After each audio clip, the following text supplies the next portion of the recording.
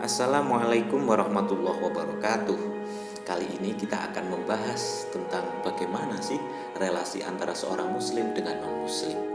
Banyak hasanah yang sudah datang sampai kepada kita, baik dari zaman Nabi Muhammad, sahabat, sampai para ulama.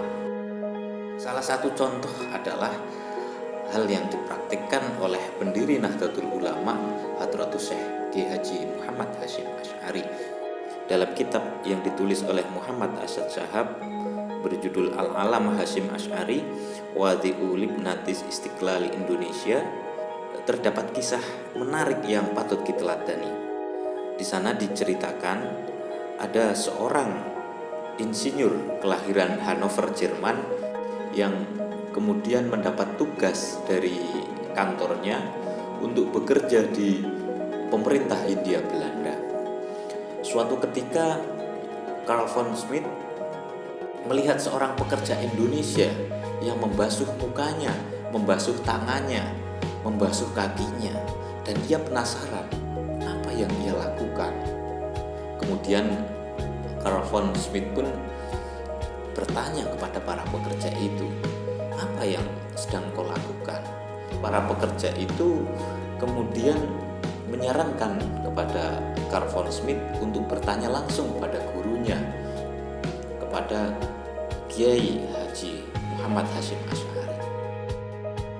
Tak berselang lama kemudian Karl von Schmidt pun datang menghadap pada Hadratus Syekh. Sampai di sana beliau menanyakan perihal wudhu itu dan juga tentang keislaman. Meski demikian, Kiai Haji Hasyim Asy'ari tidak serta-merta menjawab dengan dalil Al-Quran dan hadis. Kiai Haji Hasyim Asy'ari tahu bahwa Karl von Schmidt telah memeluk agama. Kemudian beliau pun berdiskusi sampai akhirnya 10 bulan lamanya, dan Karl von Schmidt semakin mantap tentang ajaran Islam. Lalu bagaimana Kiai Haji Hasyim Asy'ari menjelaskan? Dalam buku tersebut dijelaskan bahwa menurut Karl von Schmidt, Kiai Haji Hasyim Asy'ari menjelaskan ajaran agamanya Islam, ajaran kemanusiaannya melalui buku-buku atau kitab yang sudah dipelajari oleh Karl von Schmidt. Luar biasa sekali. Singkat cerita, Karl von Schmidt pun memutuskan untuk menjadi seorang muslim setelah mempelajari Islam dari Hadratus Syekh Kiai Haji Hasyim Asy'ari selama berbulan-bulan.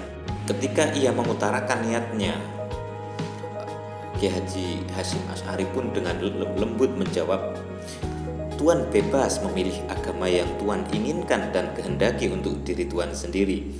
Tuan mengetahui Islam, maka pilihlah untuk diri Tuan sendiri akidah dan agama yang Tuan ingin imani, dengan syarat keimanan dan akidah Tuan berdasarkan pada ilmu, pemahaman, kesadaran, dan keyakinan setelah melalui proses pengkajian mendalam.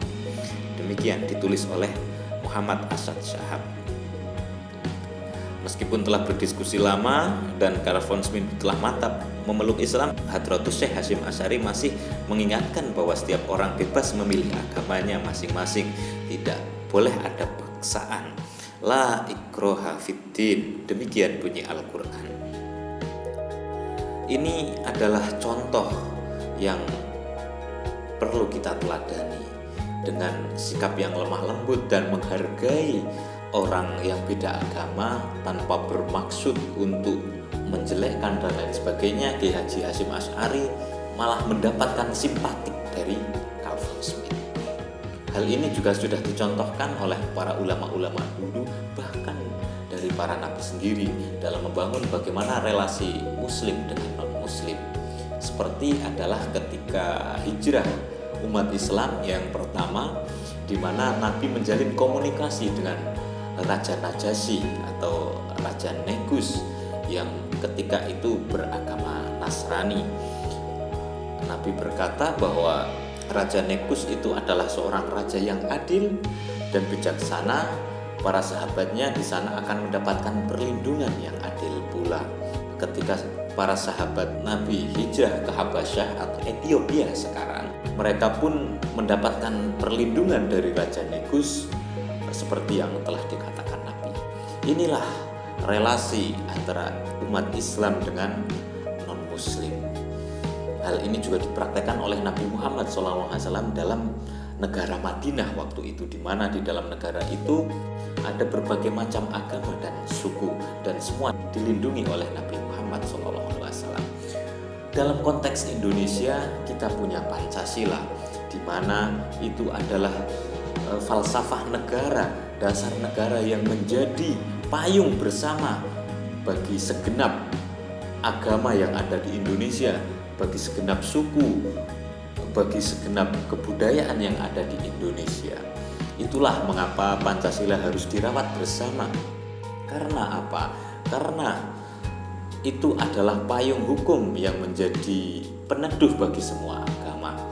Orang Islam tidak mungkin akan terima jika Injil dijadikan dasar negara.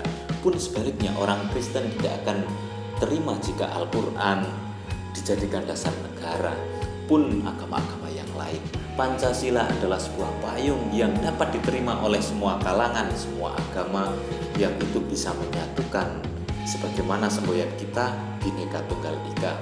Walaupun berbeda-beda, tetapi tetap satu jua. Demikian, semoga bermanfaat. Wallahul muwaffiq ila aqwamit thoriq. Wassalamualaikum warahmatullahi wabarakatuh.